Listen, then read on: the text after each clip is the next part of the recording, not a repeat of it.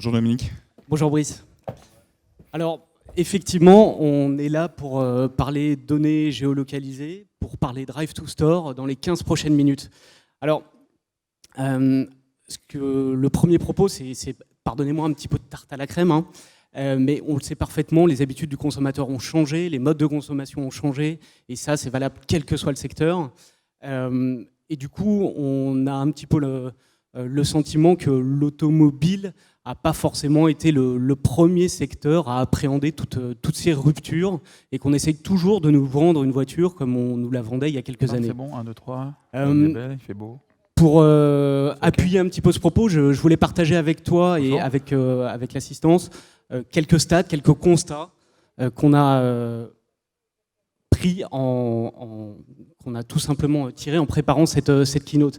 Alors, le premier constat, effectivement, la compétition est féroce, on le sait. Aujourd'hui, on se bat, et vous battez, tous les constructeurs, pour l'attention du consommateur. Un consommateur, en général, n'effectue que 2 visites en concession avant d'aller acheter son véhicule. Deuxième constat, et constat qui aussi concerne tous les secteurs, on voit que le combat est digital. 95% des consommateurs aujourd'hui utilisent le digital pour préparer leur achat et 60% le préparent uniquement sur le device mobile.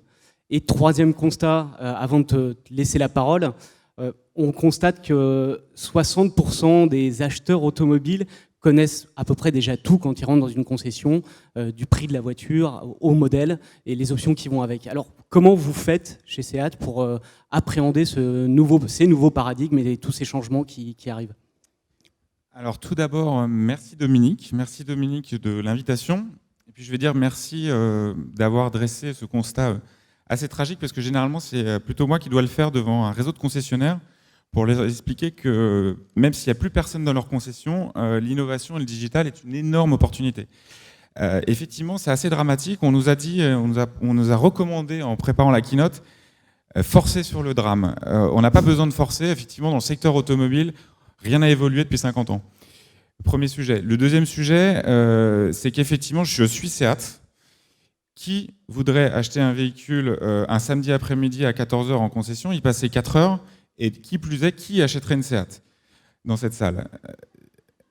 On est d'accord ? Pas beaucoup de monde. Hein. Il y a un vrai sujet de conquête et un vrai sujet en fait d'être pertinent. D'être pertinent, et pourtant on est une marque qui depuis 2 ans est la première progression du marché, donc on est une marque challenger dans un marché qui fait 50% de marques françaises, merci la marinière. Et de fait, nous, le sujet, il est très clair. Il est de comment optimiser notre budget et avec S4M, d'utiliser l'achat média pour non plus faire de la publicité classique, mais amener des gens en concession et dans le monde du retail. Alors, effectivement, ça fait 3 ans maintenant qu'on travaille ensemble. 3 ans qu'on essaye de mettre en place des stratégies pour véritablement interagir avec le consommateur. Et ça, tout au long du processus. Que ça soit de l'exposition jusqu'effectivement à la visite en concession. Et effectivement, ce bridge entre le monde digital et le monde physique, on pense l'avoir craqué, on pense avoir trouvé la solution, et également la mesure de l'efficacité, qui est un point clé en concession. Tu rappelais tout à l'heure, tes concessionnaires aujourd'hui, ils veulent voir du business. Tout à fait, on va le voir par le cas, mais effectivement, on drive désormais la campagne. Et les campagnes tout au long de l'année, ça c'est un point très important. C'est fini le sacro-saint relation entre l'annonceur, l'agence, les publishers sur 3 semaines de campagne. Je pense qu'il faut être assez malin pour travailler tout au long de l'année, suivre les gens dans le temps. C'est important chez nous parce qu'on n'arrête pas de nous dire que le processus est long pour acheter un véhicule, mais surtout, à partir du moment où on a acheté le véhicule, on considère que nous, la vie, on va dire, relationnelle avec le possesseur commence, notamment avec les nouveaux enjeux de la mobilité. Donc effectivement, S4M nous apporte cette performance de Drive to Store et la possibilité de suivre les gens dans le temps.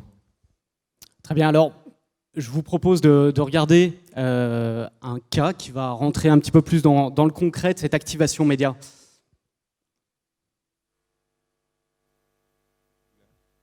Alors on essaye. Je crois que c'est la régie. While mass campaigns are a good way for automotive brands to increase their visibility, effective strategies must now leverage mobile to target prospects with personalized messages. In this context, automotive brand Seat needed a solution to develop a hyper-precise geolocation strategy capable of boosting car dealership visits, ready to be converted. To deploy this performance-driven approach, Seat partnered with Remind PhD and S4M to execute an online strategy centered on local media activations and business KPIs. 4 distinct audiences were identified, who matched the profile of Seat's 4 best-selling car models, and 20 interactive creatives were designed to target each audience with an ad that best suited their lifestyle. What about geolocation? S4M, specialists in drive-to-store, targeted zones with the high saturation of potential car buyers within an optimal travel time to dealerships. Leveraging third-party visitation data, S4M's technology impartially measured incremental visits generated by the campaign by excluding traffic from organic visitors and those store visits purely generated by other channels. This allowed to optimize footfall uplift in real time and to increase business opportunities for all of Seat's local dealerships. With an impressive average of 5 days recorded between ad exposure and a dealership visit, Seat decided to run the campaign on an always-on approach for 6 months, allowing them to optimize their cost per incremental visit and adopt a fresh approach to relationship marketing, with personalized messages at each step of the consumer journey. The always-on approach allowed Seat to maximize their strategy towards the best ROI. Results show the cost per incremental visit decreased by 20%, and footfall uplift increased by 16%. S4M's real-time optimization generated an estimated 1.83 million euros of additional revenue for Seat. Très bel arrêt sur image. Je vous remercie beaucoup. On voit une belle concession avec la nouvelle marque Cupra. Hein. J'en profite. Plusieurs choses sur lesquelles je voulais revenir dans cette vidéo. On nous parle effectivement de plusieurs choses, notamment de la donnée géolocalisée qui a joué véritablement un rôle clé, tant d'un point de vue ciblage que d'un point de vue mesure. Alors est-ce que tu peux peut-être nous en dire un petit peu plus sur justement comment elle a été activée dans le cadre de cette campagne ? C'est un point clé et c'est un point clé dans le temps. On a compris qu'on travaille ensemble pour amener des gens dans le monde physique. Ça, c'est le premier point. Au-delà de campagne, moi j'appellerais ça des activations qui nous permettent d'avoir plein d'enseignements. Le premier, c'est la géolocalisation. On cherche à refaire et à comprendre quelles sont nos zones de chalandise. À la fois l'avant-vente et surtout l'après-vente. Et d'être capable de voir quelles sont les personnes qui peuvent se déplacer, où habitent-elles, et désormais, quels sont leurs profils. C'est-à-dire qu'à un moment donné, vous nous vendez publisher sur la partie média. Si, ton client c'est ici, il consomme tel média digital, tel média, tel contenu, donc il a tel profil, tel âge. A contrario, ce que je demande à S4M à la fin, c'est au-delà d'être où ils habitent, qui ils sont. Donc cette campagne nous permet de savoir, en termes de conquête, quelles sont exactement les personnes qui rentrent chez nous dans un marché, vous l'avez compris, où personne ne veut acheter du Seat, ou très peu. Et donc à partir du moment où on les a considérés, quelles sont ces nouvelles personnes qui rentrent chez nous ? Pourquoi ? Parce que demain, je vais m'appuyer sur ces profils-là pour pouvoir aller conquérir les mêmes ailleurs. Donc avec des systèmes de zones chaudes notamment. Un deuxième élément de cette activation média, une composante essentielle, c'est toute la partie créative, puisqu'effectivement, un certain nombre de créas ont été développés et ont permis d'atteindre des cibles très spécifiques. Je pense que c'est aussi un super learning du mobile, là où effectivement, et les consommateurs ont raison avec les adblockers, pardon, il y a une défiance sur le format publicitaire. Je pense qu'on est en train de passer d'un monde de l'advertising au relationnel. Et tout le sujet qu'on adresse avec vous, c'est d'être capable d'utiliser ce média mobile, qui est, je pense, un territoire créatif très important, notamment avec la vidéo, pour être désormais dans un marketing relationnel à long terme et finalement presque le brancher au CRM pour adresser des messages personnalisés, non plus publicitaires, mais qui sont de véritables messages d'accompagnement, on va dire, du consommateur. Et on a créé un vrai storytelling avec lui. Ok, et alors en termes de KPI, on les a vus, mais est-ce que tu peux peut-être nous rappeler effectivement ce que vous mesurez et qu'est-ce qui importe finalement pour à la fois et les équipes marketing que tu représentes et aussi le réseau dont tu es le porte-parole ? Alors, les KPI, c'est une chose, mais c'est surtout quel est votre brief ? Et le brief, il n'est plus d'acheter du média sur une couverture, mais il est d'acheter du média pour faire du drive to store. Et effectivement, on mesure, mois après mois, presque semaine après semaine, qui vient en plus dans notre réseau. C'est le petit chiffre que vous voyez là. Plus 16%, c'est absolument colossal. puisqu'après, en termes de rentabilité, c'est très vite à calculer. Et surtout, on a les feedbacks des distributeurs et des vendeurs qui nous disent effectivement, on voit des gens arriver qui ont vu le mobile, la publicité mobile ou le lien que SEAT fait avec eux de façon géolocalisée qui a changé leur façon d'être et leur façon de venir en concession. Ça, c'est un point super important parce que souvent, on nous le dit. Est-ce que la campagne a eu un impact ? Oui, ta réponse, elle est oui, clairement. Quoi. Et le réseau en témoigne. Et le deuxième élément, c'est que si vous êtes plus fort, vous achetez mieux. Et donc, on fait des économies dans un marché très compétitif. Et nous, avec les fameux enjeux dont je vous parlais, je ne suis pas Renault, je ne suis pas une marque de luxe et j'ai les moyens qui sont les miens avec des objectifs de conquête hallucinants dans un marché où, encore une fois, les marques françaises font 50% du business. Merci Brice. Alors, en guise de conclusion, on a vraiment le sentiment, effectivement, que le mobile, il est devenu une part centrale de votre stratégie business et qu'on n'est plus sur quelque chose qu'on active à la marge dans une stratégie de communication, mais vraiment un des piliers forts de vos stratégies. Ah oui, le premier sujet avant de parler de mobile, c'est de prouver grâce à ce sujet, et ça c'est mon rôle dans les grandes marques. Imaginez dans le groupe Volkswagen et dans la marque SEAT, expliquer que l'innovation et le digital, c'est du business demain.